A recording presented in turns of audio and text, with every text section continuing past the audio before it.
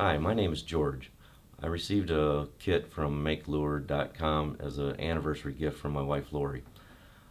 I've looked at the products and they're made in Kalamazoo, 20 minutes from my house. I decided to go up to Alumisol Corporation and see if they could answer the questions I had about making my own mold. After 5 minutes with the Alumisol staff, I was able to come home and successfully make my own mold to make sticko type baits. Let me show you how I did it. When gluing the worms to the surface, you only need to leave a very small space between each one because the mold is very strong and very flexible. When you're making the mold, it'll take approximately half a pound of the silicone rubber molding material. When I go out fishing and I'm tearing up baits, I save all of the tore baits that are no longer usable to bring back home, cut them up, meld them up, and re-pour them, which virtually means they're free after the first pouring. The kit comes with corrugated plastic, which I cut to make a mold box.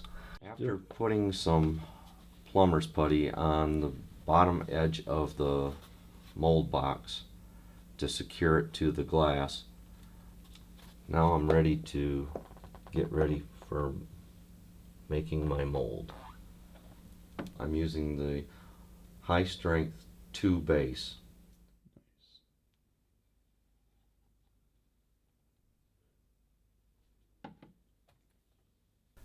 After you get the base into your mixing container, you use the high strength catalyst. The 2 parts have to be mixed thoroughly, but you don't want to mix it vigorously or you'll get air in it. Once you've thoroughly mixed your molding material, now you can pour it into your mold, starting in one corner, letting it flow. This is where I pour my plastic for my worms, and this is one of the previous made molds.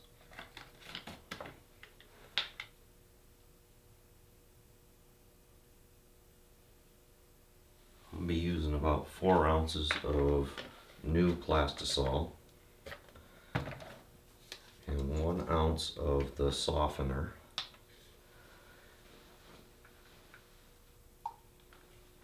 These are previously used rubber worms that I've cut up into small pieces so they will melt easily.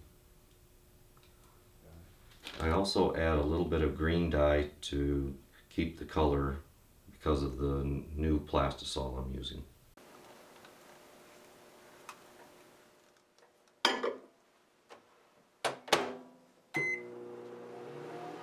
Before I pour, I usually warm up the molds because they're cold, and that will allow the plastisol to flow more evenly.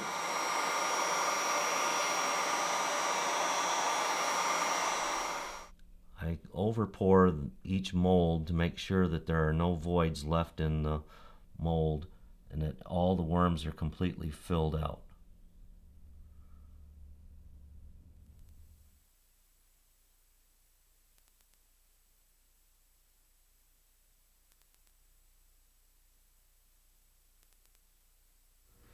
I have a pair of fine scissors for cutting the plastic from the worm. Trim right close to the worm without cutting the worm itself, just cutting right along the edge.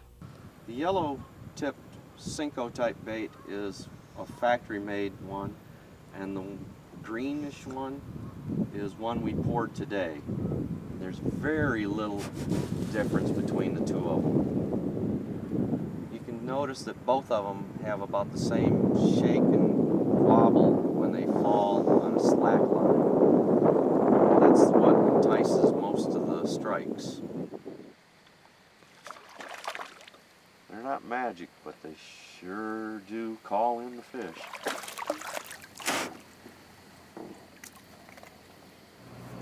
It feels like a better fish. staying down like a good one. Yeah, this one's a little better.